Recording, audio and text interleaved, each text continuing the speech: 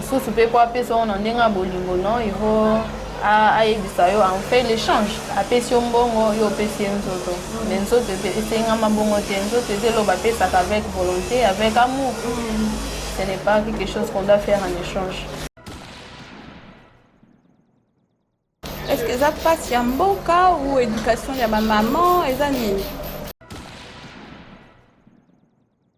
Ça passe un bon cas et belé pe comme kana éducation, ce qui éducation est raté. Autant ici moi na yo, aux responsabilités moi na yo, n'intimité que moi na kolamka na tango abimé abanyo ça ba n'importe quoi. Tata na kombo penguya na yo nasengi lipamboli ya ngeli na babone nyoso ya Kleboa babone nyoso ya kleboa.com bopambwami pe bopambwami lisusu Kleboa.com atatata na bamwanzi pi batalaka yango. Bonjour, bienvenue sur notre chaîne Kleboa.com. Bino la diaspora ou à Kinshasa. Donc je vous remercie de nous suivre de plus en plus nombreux Kleboa.com. Aujourd'hui, dans cette émission d'Anga, je reçois une Congolaise, une femme battante qui va donc nous parler, elle, de son association et de ce qu'elle a fait dernièrement auprès des jeunes filles mères. J'ai le plaisir de recevoir sur mon plateau Christelle Misseli. Bonjour Christelle. Bonjour. Bonne nuit. Madame. Christelle, oui. To landa kio na Njili, na association na yo Asbel, comme disent les Belges. On va déjà commencer to lobela un peu association na yo Ezanine. Quel est le but de cette association, s'il te plaît? Oui, ESA ONGD, ESA organisation non gouvernementale, ils allaient s'occuper na yo etali kokamba bilenge basi ba jeune fille toujours lobela batu nyonso ba maman ba jeune fille na ba jeune garçon bilenge mibali o pe baza na posa ya kolanda lokolo ya association na biso pona ko apprendre quelques métiers auto ko mettre sur place pona ko sunga développement ya mwasi. D'accord, donc dans cette association, Nabino Bossa Kaka Badonté et pour former Babasi, c'est ça? Oui, tout ça la Kaka Badonté.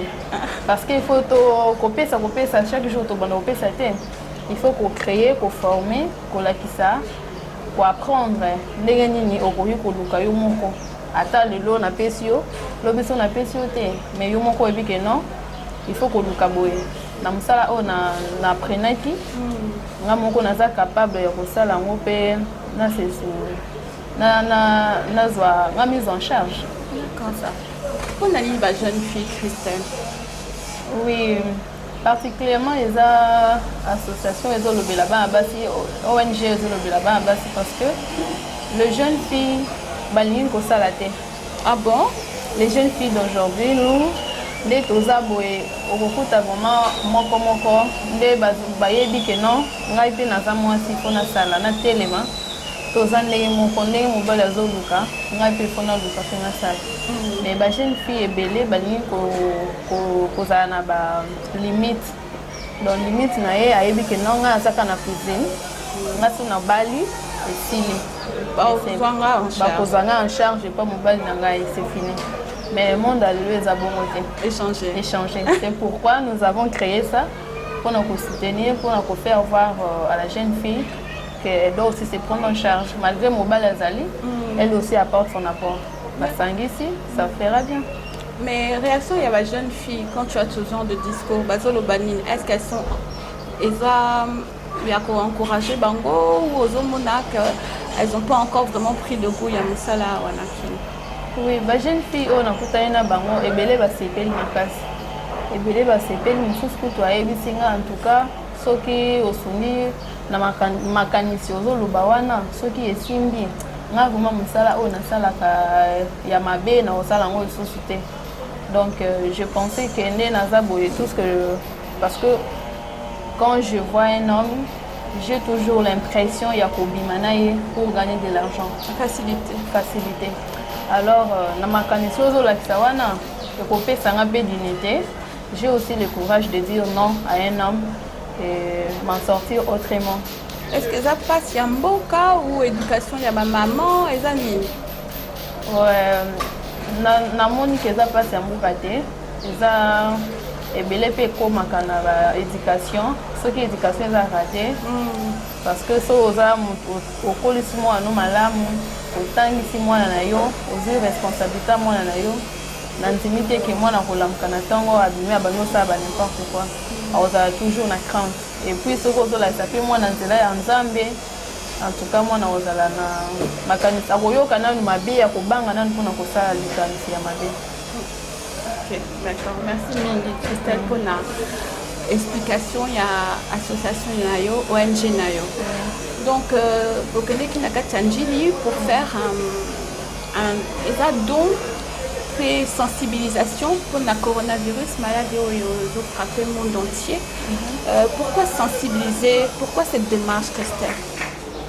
Oui, donc il faut sensibiliser bana mboka na mupanzi ya njili kuna parce que ezali quartier oyo tant to betaki batu kuna to moni que batu koto vraiment bazo occupé na bango vraiment makamisi bankambo bazo lobela na télévision te bazo tala vraiment journalité bazo yoka te makambo oyo epekisami oyo mokonzi mboka na biso Félix Tshisekedi azo telemela bazo pekisa donc to mona ki mopanzi wana batu bazo vivre neti kaka rien n'était makambo nyonso c'est normal. C'est pourquoi to pona ki to kende kuna to sensibiliser bango to lakisa bango ke ndenge bozo sala boye eza boye te il faut ko sala boye maladie ezali bamboka ya minene kutu batu bakufi batu bazana ba hôpital ya minene bazo kufa mais soki ekomi awa ekozala vraiment pati makasi alors to sunga mokonzi mboka po to kufela bandeko na biso ebele te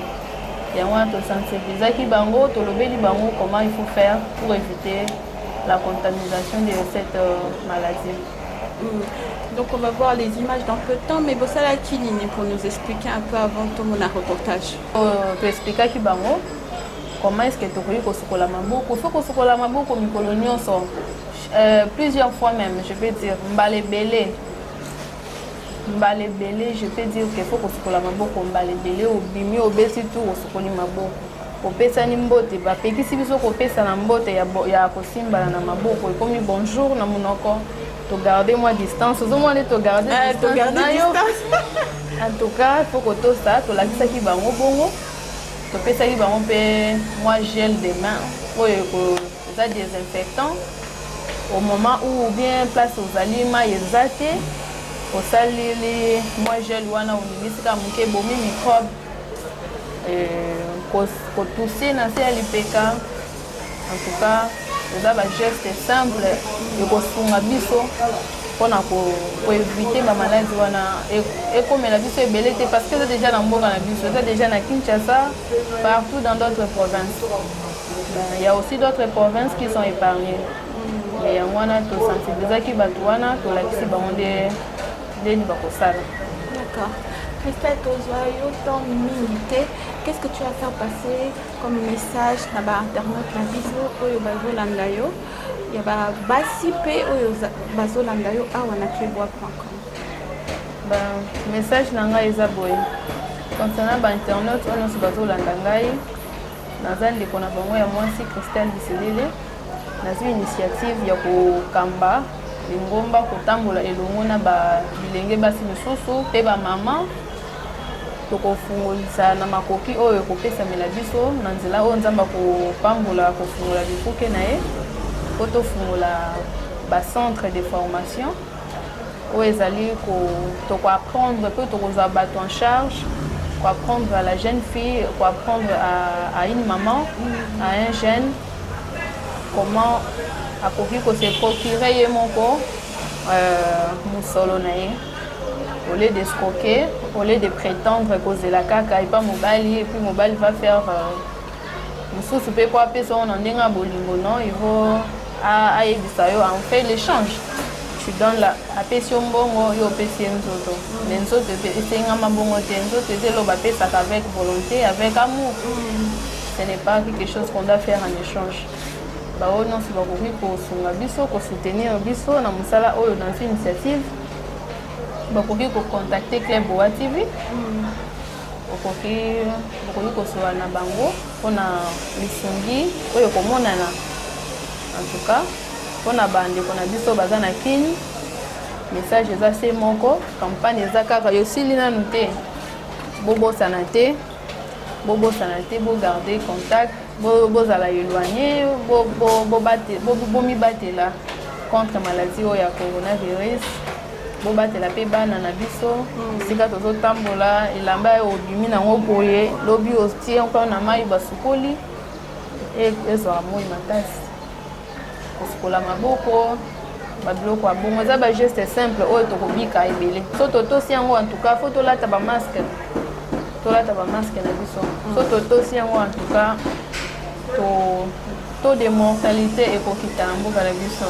En tout cas, je profite de l'occasion pour nous repérer bao nyonso bayebi nga mbote bao nyonso bazo soutenir initiative nanga mbote bele.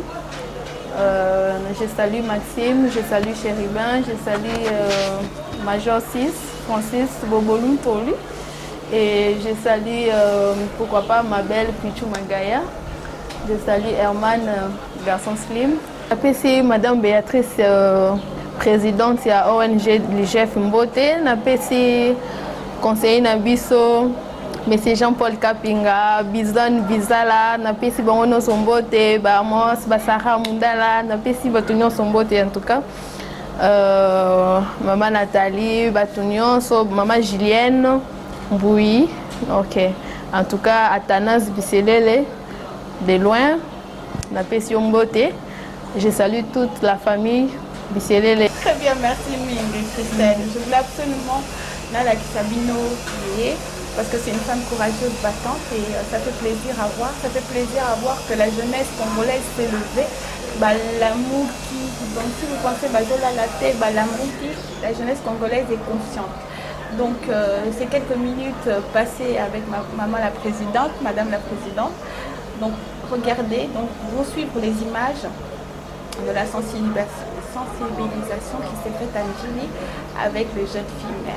Donc à très bientôt sur notre chaîne Clébois.com. Suivez et commentez et aimez aussi. Yamoto continuer nalingaki na présenter bino bakonzi ya structure yango pour structure yango ezali structure ezotala mwana mwasi na ba dimension nango nyonso. Alors visionnaire ya eloko oyo azakati na biso na équipe na Mobimba yango nalingaki bino pe boye babango ponga la yebi bango nalingaki bino pe boye babango boya mbabango nazo présenter coordonnatrice ya structure na biso l'IGF mademoiselle Christelle Biselele yo azakati na biso yele kolo idéologie azali morote azali seconde na simanaye et pas madame Béatrice Mukonkole Ngoy donc ezali ngomba ya ba maman donc bo se sentir à l'aise pour boza kati ya basi et sukisi wana te tozala mo bombi misolo maman Julien la côté lema bomonaye. Alors, tozali équipe Mobimba, nga moko nazolo bila bino kati na bino awa, nazali moko ya bayo ba osala na kati ya structure oyo kombo nango Ligue des jeunes pour le panissement de la femme. L'IGF na beaucoup c'est. Alors, Yambona pesa maloba et pas présidente. Ceux qui ba go sunganga mutunyo so alata eloko nae pour to respecter les règles d'hygiène oyo esengami na ba autorité sanitaire.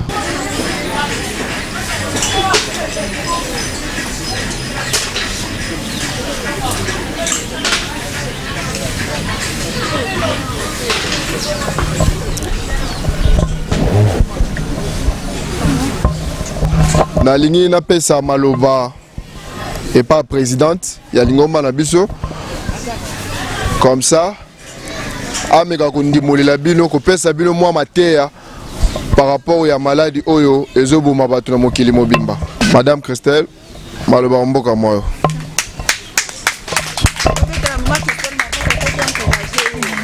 Ouais, na pesi bino merci mingi parce que boye ko répondre na invitation na biso. Tozali lisanga ya bilenge. Basi pe mibali bazan kati na biso. Musana na biso ezali kosunga kolakisa kotombola jeune fille kolakisa jeune fille ba valeur na ye kolakisa jeune fille il faut asala.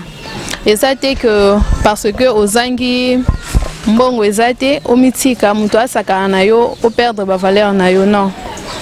Toye awa kosola na bino kolobela bino à propos ya maladie oyo coronavirus eza ebeti monde entier mobimba.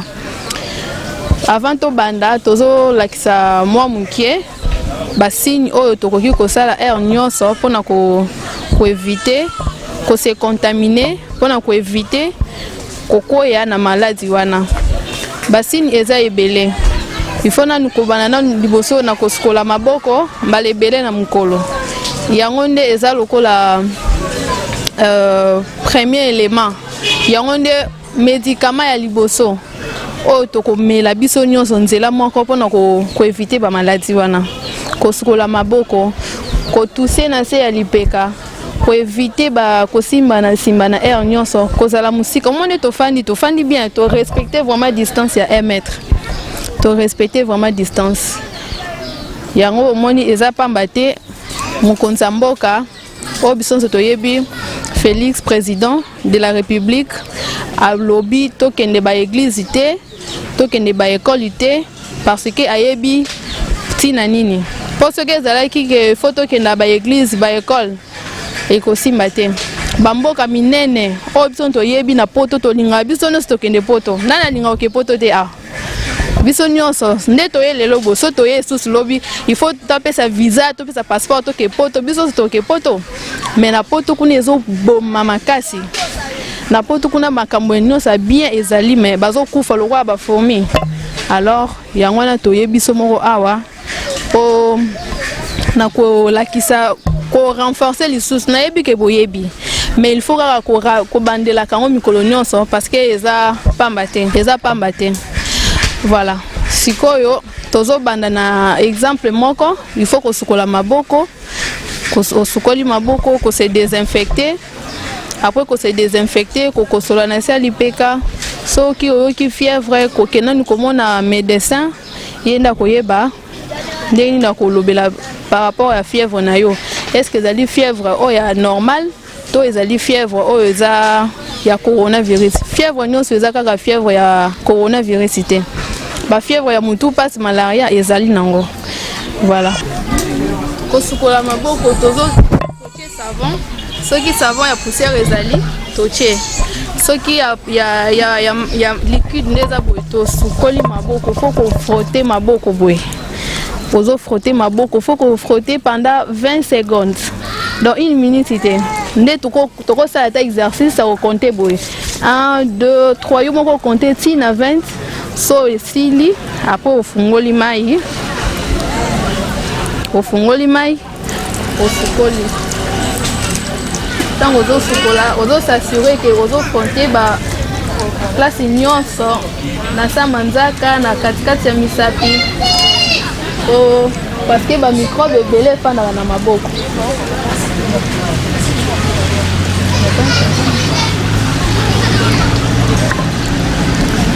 Ndeso tosilisi mbala moko opangusi na papier mouchoir oyo tokobwaka mbala moko.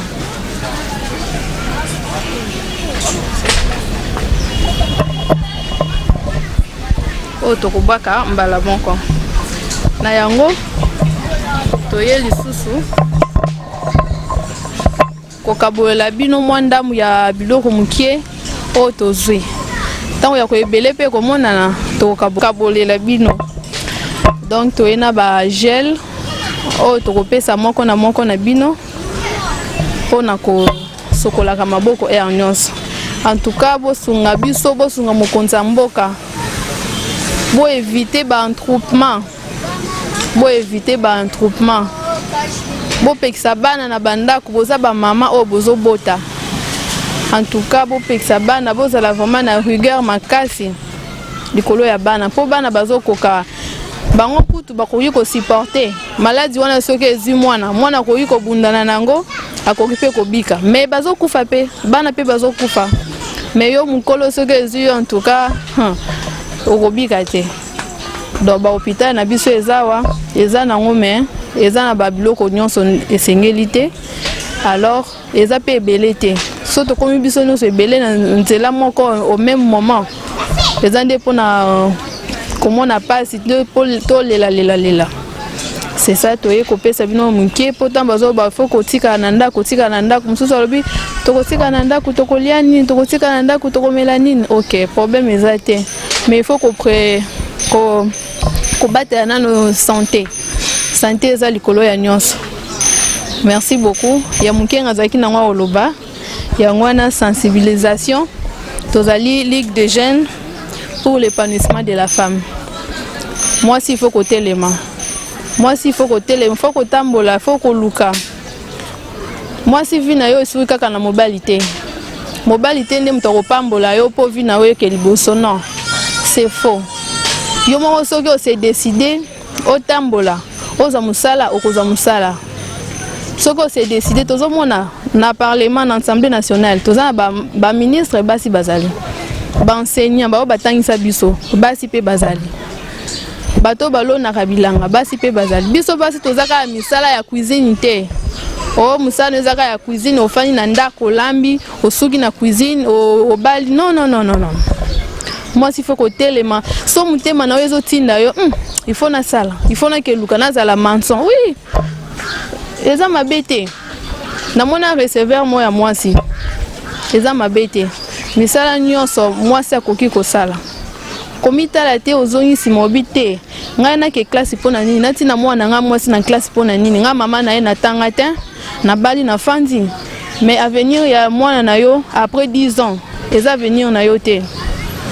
Donc mikolo oyo mwasi a telemi mwasi pe azali kobunda po tokoma na égalité elobi te ke tomona mibali tina te elobi te ke tokoma toza baninga ya mibali non parce que tant mwasi babali il faut respecter mobali na yo wana eza nzambe alobi yango mwasi tosa mobali na yo eza nde bongo donc botosi eleki nyonso. Napesi bino merci encore pour nako ndebo ya mbingai ndebo yebino nyonso merci encore. Merci beaucoup. Bon, Yamboto continue, vice-présidente pe azala moi Lilobako Bakisa. Après wana, tu préciser le mot boy ce qui est assez laissé. J'espère que Moutinho soit rappelé ça qui fiche au va remettre qui est.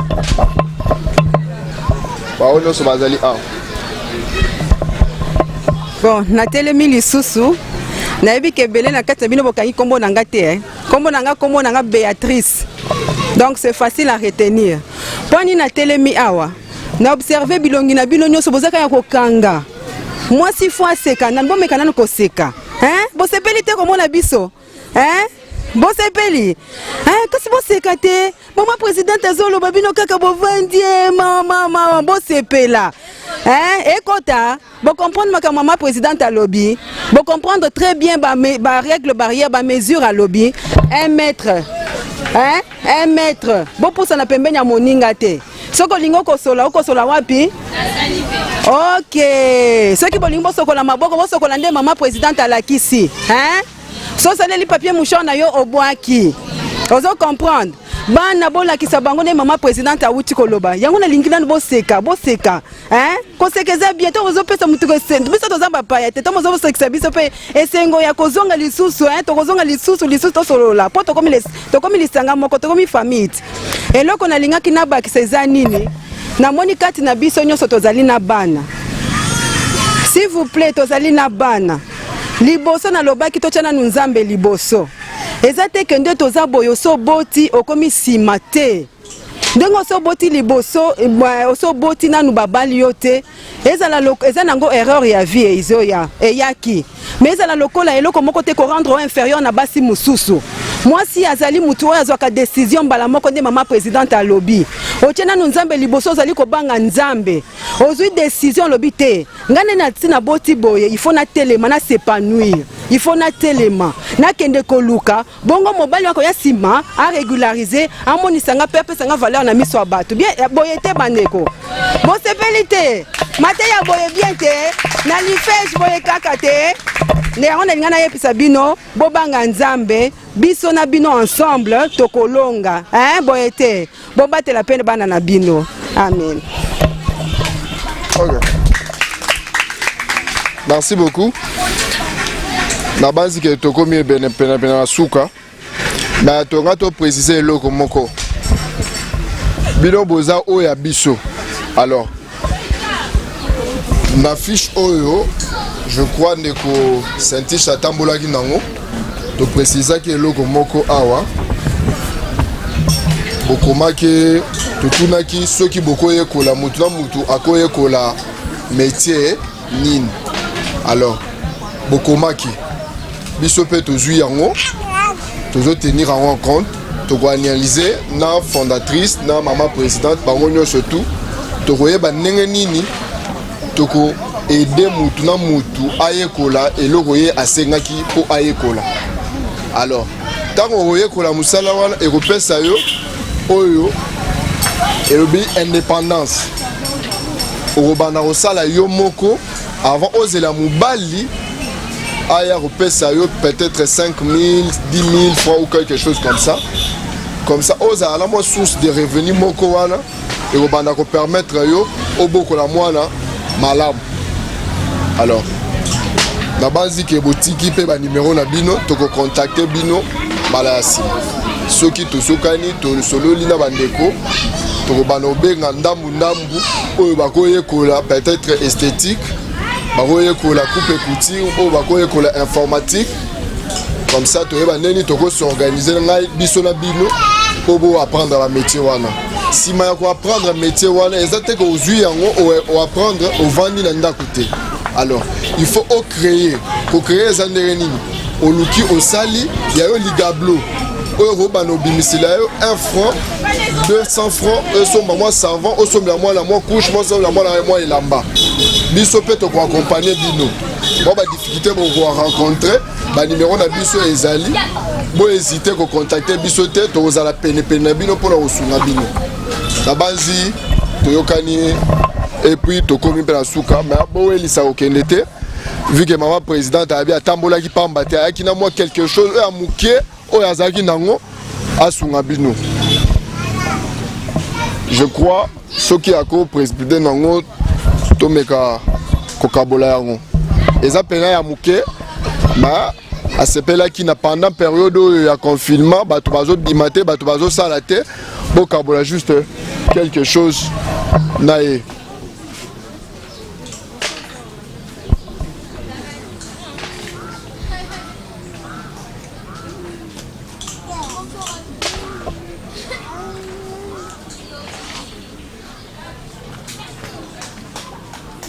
Tozo pesa mwanda mwa ba savon en poussière na savon ya uskola ba bilamba pona ba couche ya ba bébé na biso faut bana base la propre savon ya bilamba ya poussière eza pona otia na bana ba bilamba pembe oniki elamba za la propre mikolo eza mikolo olata elamba moko 2 jours 3 jours te parce que toyebite nini otambolaki otutani na mutu aza na coronavirus parce que ezofanda pe na elamba ezoumela pe na elamba donc il faut kolati elamba ntango okomi na ndako avant okota na ndako osukoli maboko okoti na ndako olongola elamba otiango mopanzi obimi osukoli yango na ndambo ya sukali mpona omela ntina ntongo sucre nani loso pona bino na ba gel de main. En tout cas na pesi bino sous merci to mona na sumba la sima ngai mama Christelle Biselele toza ensemble na bino na oza vraiment temps ya kotanga ba fiche to remetaki pona oyeba moko na kombo na ye parce que boza ya ngai naza pe ya bino na koza ba numéro na bino to contacter bino bozala bien, nzamba pambola bino. Benedict Ngembo.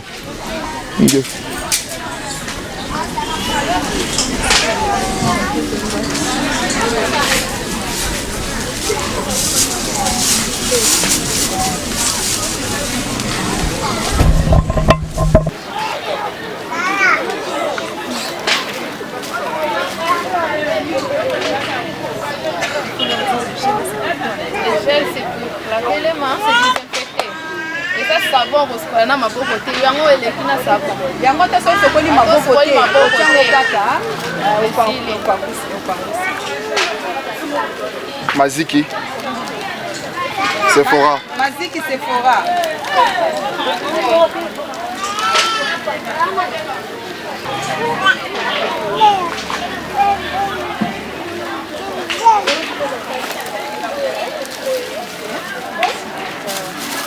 Kevin.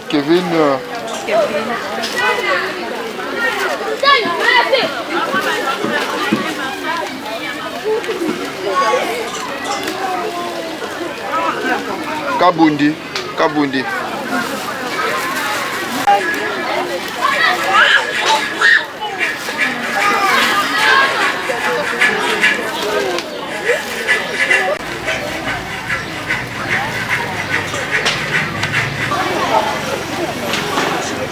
Rit.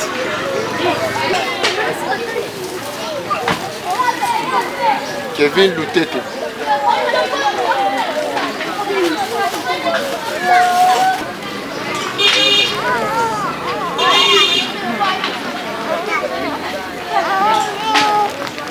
Rit.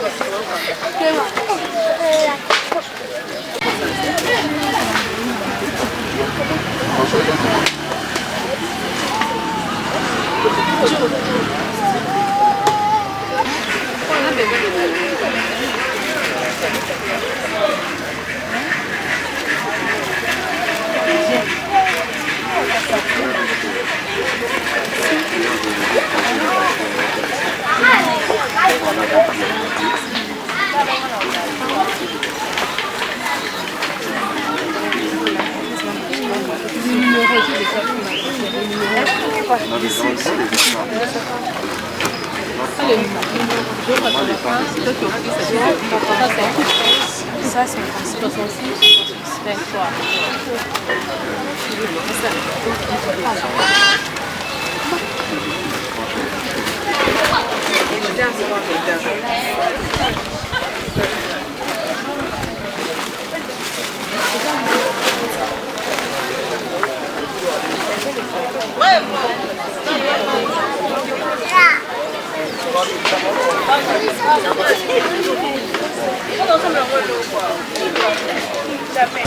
Merci vraiment na bolamo bosali libiso na likaniso bokanisi libiso vraiment ba jeune fille déjà to boti ke to vana na banda kuté to sala eloko mombe po ezala bien pour na biso lobby yango vraiment na pesi vraiment merci na maman Christelle nzambe vraiment bakisela ebele makasi po na mbala ya sima po to zwa lisusu oyo koleka vraiment nzamba pambola e.